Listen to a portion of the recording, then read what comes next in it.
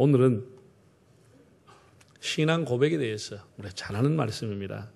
잘 아는 말씀이지만 우리가 지나칠 수 있는 내용들이 있기 때문에 이 말씀을 한번 생각해 보고자 합니다. 예수님에 대한 최고의 신앙 고백을 베드로가 했죠. 주는 그리스도시요 살아계신 하나님의 아들입니다.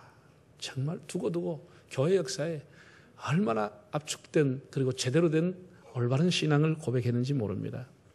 그런데 신약 성경에 보면 베드로 외에도 여러분들이 예수님에 대한 신앙 고백을 했습니다.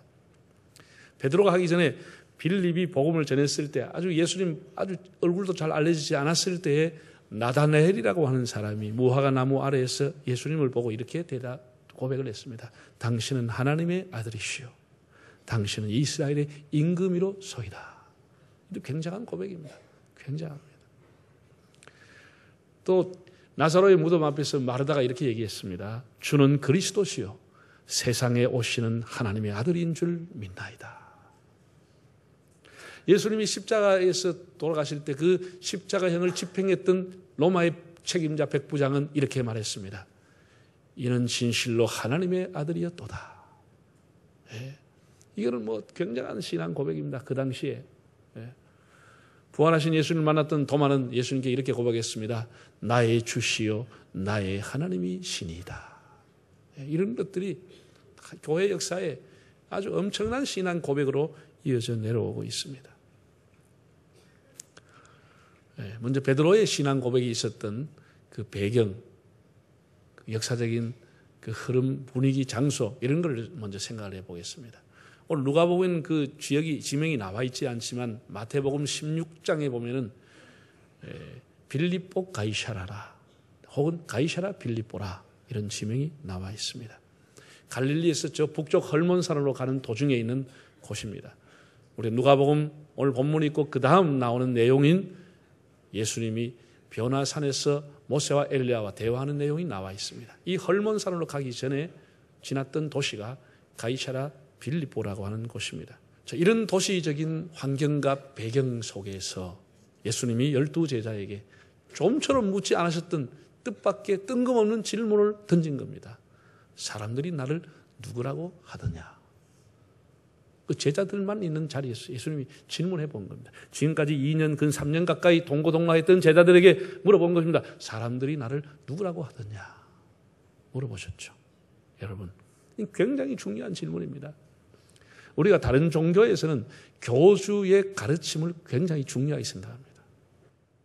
물론 우리 기독교도 예수님의 말씀, 예수님의 행함, 예수님의 정신 이걸 중요하게 여기죠. 이보다 더 중요한 것은 예수님이 누구냐고 하는 사실입니다.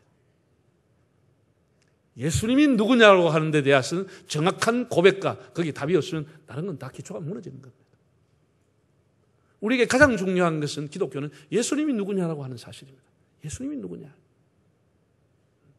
이 질문을 예수님이 지금 던진 겁니다. 우리가 예수님의 가르침과 예수님의 정신도 중요하지만 더 중요한 것은, 더 핵심은 예수님이 누구냐? 거기에 대한 우리의 대답, 나의 정직한 고백이 중요한 겁니다.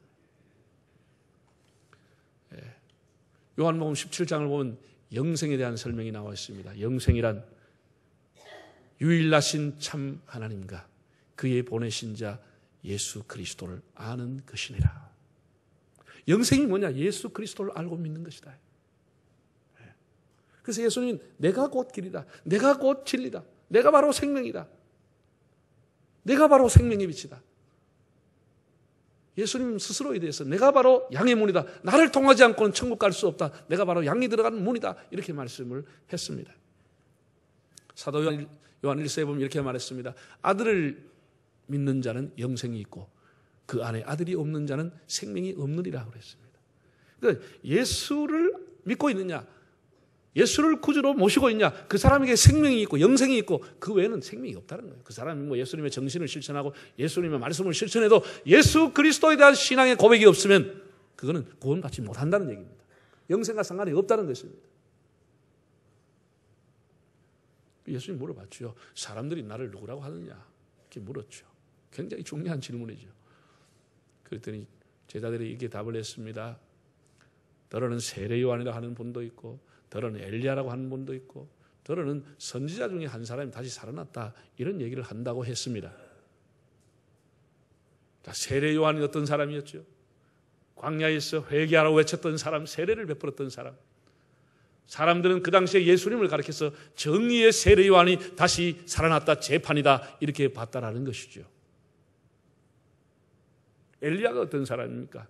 3년 가뭄의 기도에 산을 문을 열고 닫았던 사람입니다. 능력의 사람입니다.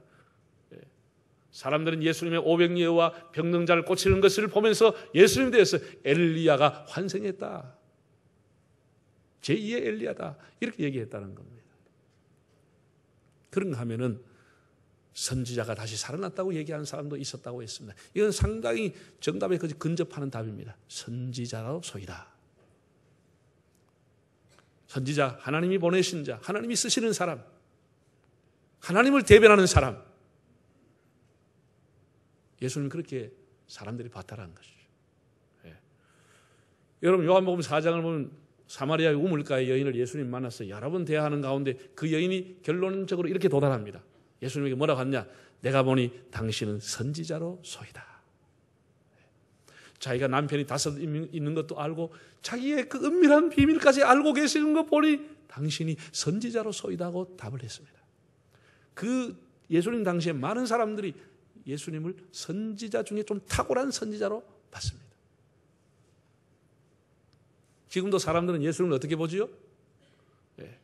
지금도 사람들은 예수님을 위대한 사상가, 위대한 스승, 위대한 사랑의 실천자, 휴마니테리안, 휴마니스트, 혹은 해방자 등등으로 예수님을 정의하고 보기도 합니다. 그동안 제자들은 근 3년 가까이 예수님과 가장 가까운 지근거리에 있었습니다. 예수님이 설교를 할 때 오병이 얻은 기적을 행할 때마다 그 현장을 지켰던 사람들입니다. 예수님 다시 질문을 좁혔어. 그러면 너희는 나를 누구라고 하느냐? 굉장한 충격이죠. 너희는 나를 누구라고 하느냐? 오늘 이 질문은 베드로에게 한 질문, 제자들에게 한 질문이라기보다도 오늘 한 사람 한 사람 우리에게 던지는 주님의 질문입니다. 너는 나를 누구라고 하느냐? 너는 나를 누구라고 알고 있느냐? 이런 질문입니다.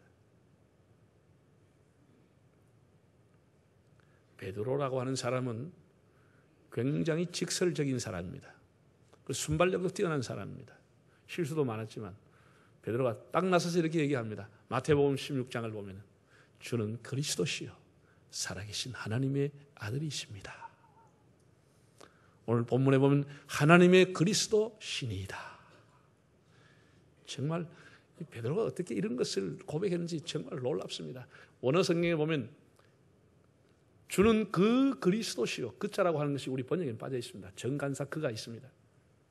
그 그리스도, 우리 이스라엘 공동체가 수백 년 동안 기다려왔던 그 메시아, 그 그리스도, 우리의 조상들이 수백 년 동안 기다려왔고 사모했던 그 메시아, 그 그리스도가 바로 당신이십니다. 이 굉장한 고백이죠. 굉장한 고백을 한 것이죠. 그리스도 기름 부음 받았다, 그런 뜻입니다. 구약성경의 왕, 제사장, 선지자가 다 그 황소 뿔에다가 기름을 넣어서 기름 부음을 받았습니다. 그 지칭하지 않은 걸 보면 이 3가지 역할이 그리스도에 다 있다고 베드로는 고백을 한 것이죠.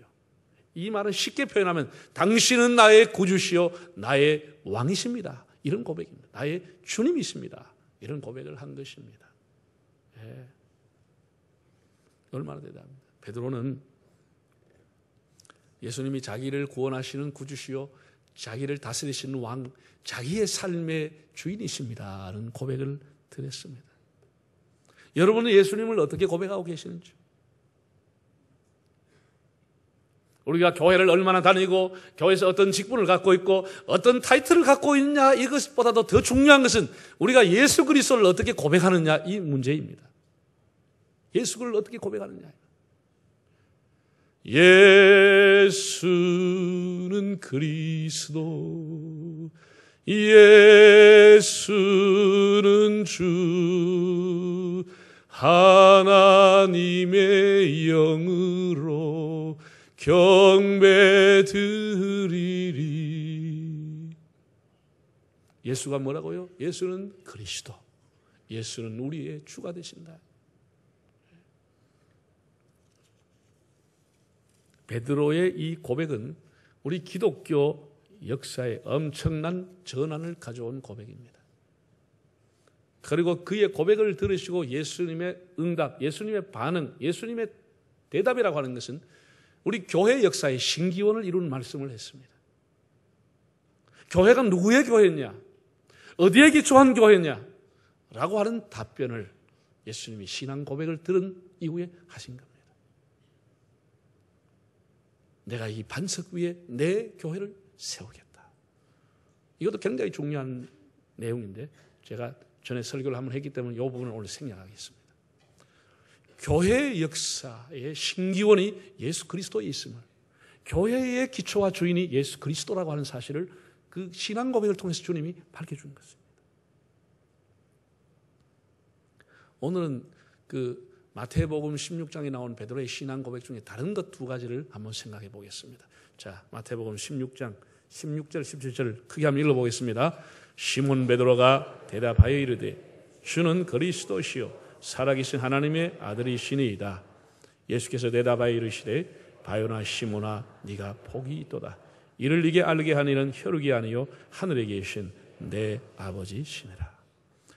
자, 예수님이 얼마나 흡족했는지 베드로를 칭찬했습니다. 바요나 시몬아 네가 복이 있도다. 너 정말 복된 사람이다. 너야말로 정말 축복의 사람이구나. 네가 어떻게 네 지식으로 네 혈력으로 이걸 아는 것이 아니고 하나님이 이걸 알게 해준 거야. 너 정말 복된 사람이야. 주님이 이렇게 말씀을 해 주었습니다.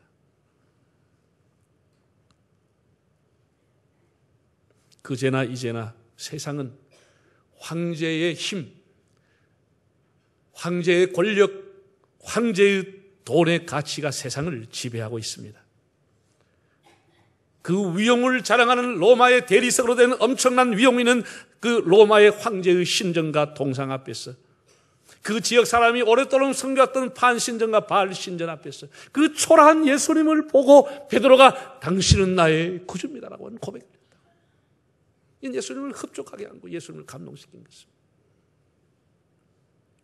그 화려하고 웅장한 그 신전 앞에서 초라한 행색을 하고 있는 예수에게 그는 당신은 저의 삶의 왕이십니다. 당신은 저의 구세주입니다. 이런 고백을 했다라는 것이죠. 그러니 예수님이 야, 어떻게 네가 그걸 알았느냐? 세상의 지식이 너를 이걸 알게 한 것이 아니고 하나님이 너를 알게 해주신 것이다. 이렇게 예수님이 설명을 덧붙여 주었습니다. 정말 이것이 여러분 복된 것, 예수님을 바로 알아보는 것이 최고의 축복입니다. 예수님을 믿는 것 이보다 더 큰 복이 없습니다. 여러분, 제가 목회하면서 좀 안타까운 사람들을 만나게 되는데 예수를 믿고 싶은데 아무리 해도 안 믿어진다는 거예요. 참 기가 막힌 일이요. 기가 막힌 일이요. 예? 큰 종합대학의 법대 학장님 만났습니다.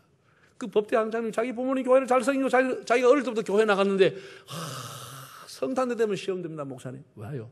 동정년 말에서 예수가 나타난 게 도저히 믿어지지 않습니다. 천리가 어떻게 안 났습니까? 그래서 못 믿겠습니다. 이 사람 계속 못 믿겠대. 믿고 싶어도 믿어지지 않는데 그게 어떻게 가능하냐 이거요.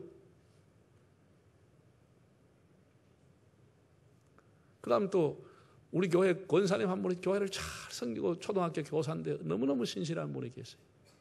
너무 귀한 분인데 그 남편이 오래도록 교회 안 나오다 고등학교 여고 선생님인데 교회를 나오셨어요. 아, 이분이 결심하니까 수요일마다 나오고 주일마다 그저 꼬박꼬박 교회를 나왔어요. 한 2, 3년 지나서 이제 세례를 받으셔야 되지 않겠나 싶어서 제가 저녁에 이제 구원하러 갔습니다. 선생님, 참 교회를 잘 나오시고 신앙생활 잘 하셨는데 이제는 세례 받을 때가 안 됐습니까? 세례를 받으시지요. 목사님, 저도 세례를 받고 싶은데 창세기 1장 1장이 꽉 맥힙니다. 예? 태초에 하나님이 천지를 창조했다. 나 그것도 도대체 믿을 수가 없습니다. 무슨 재료를 어떻게 했다 이거 아무도 없고 그냥 만들었다. 그걸 내가 어떻게 믿겠습니까? 목사님, 제가 양심적으로 얘기하는데 저 세례 못 받겠습니다. 창세기 1장 1절이 믿어지질 않습니다. 이렇게 얘기하는 거예요. 그런데 내가 교회만 오래 나왔다고 창세기를 못 믿는 사람을 세례를 줄 수가 없잖아요. 그래서 못 줬죠. 그럼 나오면서 그랬어요. 선생님, 안 믿어지고 못 믿어지더라도 꾸준히 교회는 나와 있어. 교회 나오면 하나님의 성령이 어느 날 마음에 감동하면 믿어질 날이 올 겁니다. 억지로 믿으려고 하지 마시고 그냥 꾸준히 교회 와서 예배드리고 설교 들으면 어느 날 성령이 역사합니다. 그럼 나오시라고. 그랬더니 그분이 그래도 낙심하지 않고 꾸준히 창세기를 못 믿으면서 교회는 꾸준히 나오세요. 그러더만 한 4, 5년이 지났는데 본인이 전화했어요. 목사님, 저 이번에 꼭 세례 받겠습니다. 그래서 내가 믿어지는겨? 믿어진다라는 거예요. 믿어진다라는 거예요. 할렐루야. 요게 은혜, 요게 하나님이 은혜인 것이에요. 고린도전서 12장 보면 이런 말씀이 나왔어요. 누구든지 예수를 주라고 하는 자는 성령으로 말미암지 않고는 될 수 없다고 그랬어요. 성령이 그 마음을 감동하지 않으면 예수님을 구주로 고백할 수 없다는 거예요. 그러니 얼마나 이게 우리가 예수를 주로 믿는다고 하는 것이 우리 지식으로 되는 게 아니고 무슨 이론으로 따져가 되는 게 아니고 과학적으로 맞아 떨어져서 되는 게 아니고 하나님의 성령이 하나님이 우리를 그렇게 믿도록 하는 믿음을 주신 거란 말이에요. 이게 하나님의 선물이에요. 하나님의 선물인 거예요. 얼마나 귀한 일입니까? 모르겠습니다. 여러분 다 이렇게 저는 여러분이 예수를 구주로 믿는 줄 알고 있습니다만 혹시나 분위기 속에 믿는다고 하는 분 정말 도저히 믿어지지 않는다 이렇게 된 분이 있으면 심각하게 이걸 생각하고 하나님 앞에 정말 눈물 흘리면서 믿을 수 있는 믿음을 달라고 성령을 보내달라고 여러분 기도하시기를 바랍니다. 온 인류가 하나님의 심판과 죄악 속에 죽을 수밖에 없었을 때 하나님의 진노 때문에 예수님이 십자가 위에서 피를 흘렸습니다. 성경은 그 피 흘림이 없으면 사함이 없다고 했습니다. 그 피가 우리를 구속하고 그 피로 우리가 용서받고 그 피로 새로운 생명을 얻게 된 것. 예수님의 그 피가 우리의 유일한 구원의 선이요 생명의 줄인 것입니다. 그래서 우리가 주님의 보혈을 찬양하는 것입니다. 우리가 그 피 때문에 용서받고 그 피 때문에 구원받고 그 피가 마음속에 큰 증거 됩니다. 그 피가 우리 마음에 증거가 되는 것이에요. 증거가. 무엇이 축복입니까? 우리를 위해 흘리신 그 구원의 십자가, 그 구원의 은혜, 그 구원의 보혈, 그걸 믿을 수 있는 마음을 허락하신 주님, 그것을 믿을 수 있다고 하는 것이 우리가 받은 최고의 축복인 것입니다. 이것은 세상의 지식으로 알 수 있는 게 아닙니다. 그래서 예수님은 바요나 시몬아 네가 정말 복이 있는 사람이다. 이것을 네가 알게 한 것은 혈육이 아니요 하늘에 계신 아버지가 알게 해주신 것이다. 하나님의 비밀을 네가 알게 된 것이다. 하나님의 비밀, 구원의 비밀을 네가 알게 된 것이다. 여러분 우리가 하나님께서 구원의 비밀을 우리에게 깨닫게 하시고 믿게 하신 것 감사하게 생각하시기 바랍니다. 이것이 우리가 받은 최고의 축복인 것입니다. 두 번째, 예수님의 말씀을 또 18절, 19절 읽어보실까요? 또 내가 네게 이르노니 너는 베드로라. 내가 이 반석 위에 내 교회를 세우리니 음부의 권세가 이기지 못하리라. 내가 뭐를 주겠다고요? 천국 열쇠를 네게 주리니. 천국 열쇠라고. 너무 감동적입니다. 땅에서 매면 하늘에서 매고 땅에서 풀면 하늘에서 풀린다. 천국 열쇠를 주겠다. 문을 열고 닫는 것은 열쇠입니다. 결코 천국이 추상적이나 심리적인 개념이 아니라 실제합니다. 여러분 우리가 살아가면서 아주 기분 좋은 환경, 기분 좋은 분위기, 아주 맛있는 음식이 포만하게 먹고 나면 사람들이 뭐라고 하죠? 야, 여기가 천당이다, 야. 천당이 그런 곳입니까? 어떤 사람은 찜질받아도 딱 천당이다 그런 사람이 있습니다. 그거 천당입니까 그게? 그건 분위기가 좋다는 뜻이죠. 그건 천국은 아닙니다. 천국은 아닙니다. 이 땅의 천국은 아닙니다. 예수님의 말씀하는 천국은 그런 개념이 아닙니다. 천국은 종말적이요 현세적이요 실제적입니다. 주님은 제자들에게 천국을 건설하라고 명령한 적이 없습니다. 여러분 이걸 잘 알아야 됩니다. 예수님은 한 번도 제자들에게 너희가 천국을 건설하라 그렇게 말씀을 한 적이 없습니다.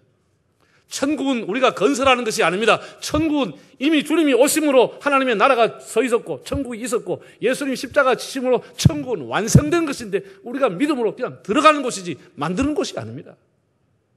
우리가 들어가는 곳이지 만드는 곳이 아니에요. 다만 우리는 천국이 있다고 하는 사실을 전파하는 것이 우리의 사명이었습니다. 온 세상에 온 만민에게 이 천국을 전파하라. 이 주의 복음을 전파하라. 천국을 전파하라. 이것이 교회에 주어진 우리에게 주어진 사명이지 우리가 천국을 건설하는 게 아닙니다. 이렇게 말씀을 전할 때 하나님의 나라가 확장되어 가는 것이죠. 우리는 이미 주님이 만들어 놓으신 천국에 믿음 가지고 그냥 들어가는 것입니다. 열쇠를 생각하면 됩니다. 열쇠를 만드는 게 아니고 열고 그냥 들어가는 것입니다. 들어가는 것입니다. 뭐 천국은 착한 일을 하고 의롭게 살고 선행을 행해서 한 가지 쌓아가지고 어떤 사다리를 타고 올라가는 그렇게 만들어지는 것이 아닙니다. 예수를 믿는 믿음으로 그냥 들어가는 것입니다. 열쇠만 있으면 들어가잖아요. 그 열쇠는 복제가 안 됩니다. 이 세상에 딱 하나밖에 없습니다. 내가 곧 길이라고 하는 말은 다른 말하면 내가 곧 천국 가는 키라고 열쇠라고 주님이 말씀하신 겁니다. 우리가 천국에 가는 유일한 하나밖에 없는 열쇠, 키는 예수님인 것입니다. 그 예수님이 그렇게 중요한 예수를 믿으면 그냥 들어가는 거예요. 그냥 들어가는 거예요. 플랭클이라는 사람이 이런 말을 했습니다. 쓰고 있는 열쇠는 항상 빛이 나지만 쓰지 않은 열쇠는 녹슬거나 색깔이 변한다고 그랬습니다. 우리 예수 그리스도를 믿는 믿음이 얼마나 귀한 것인지 이 천국의 열쇠 믿음으로 하나님 앞에 간다 얼마나 귀한 것인지 늘 하나님 앞에 감사하고 찬송할 수 있기를 바랍니다. 이것이 우리 삶의 최고의 축복입니다. 우리가 하나님의 나라에 들어가는 것은 우리의 노력과 우리의 행위와 사회적인 신분으로 가는 것이 아닙니다. 우리는 딱 하나 예수를 믿는 믿음 이것이 천국 가는 티켓입니다. 그것을 우리 하나님 앞에 이게 천국 가는 열쇠입니다. 눈물과 아픔과 괴로움이 없는 것 주님과 함께 살 수 있는 그 천국이라고 하는 것은 예수를 믿는 믿음으로서만이 가는 곳입니다. 이것을 오늘 열쇠라고 하는 의미를 가지고 다시 한번 여러분이 깨달아 볼 수 있기를 바랍니다. 열쇠는 딱 하나밖에 없습니다. 천국에 들어가는 열쇠 하나밖에 없는 거예요. 그 하나는 오직 예수 그리스도입니다. 그래서 예수님이 기뻐하면서 네가 정말 복된 사람이다. 복된 사람이다. 그러면서 그에게 허락하신 것이 천국의 열쇠를 주신 겁니다. 이 바티칸, 로마 바티칸 성당에 가면은 뭐 사람들이 베드로가 앉아 있는 좌대에 멜루간을 쓰고 청동으로 된 그 동상이 있습니다. 거기에 사람들이 베드로의 그 엄지 발가락 입 맞추려고 줄을 끝까지만 200m, 300m 나래로 서 있습니다. 이번에 크루즈 갔다가 바티칸 갔다가 하도 줄 선 사람 많아서 비행기 시간은 다가오고 껍데기는 보고 왔습니다. 들어가도 뭐 했습니다. 다 그런데 줄 서 있다. 여러분 베드로의 발에 입 맞추면 용서받습니까? 그 베드로를 잡고 있고 베드로의 그 입 맞추고 이러면 천국 갑니까? 사람들은 베드로에게 주님이 천국 열쇠를 줬기 때문에 베드로에게 잘 보여야 된다고 생각하는 거예요. 베드로가 교회의 기초라고 하는 거예요. 그런 어떻게 해석을 가지고 있는지 몰라요. 아닙니다, 여러분. 오늘 우리 한 사람 한 사람이 예수를 베드로와 같은 신앙을 고백을 하게 되면 당신은 나의 주님이십니다 고백을 하면 그 사람에도 베드로에게 주었던 동일한 천국 열쇠가 주어지는 것입니다.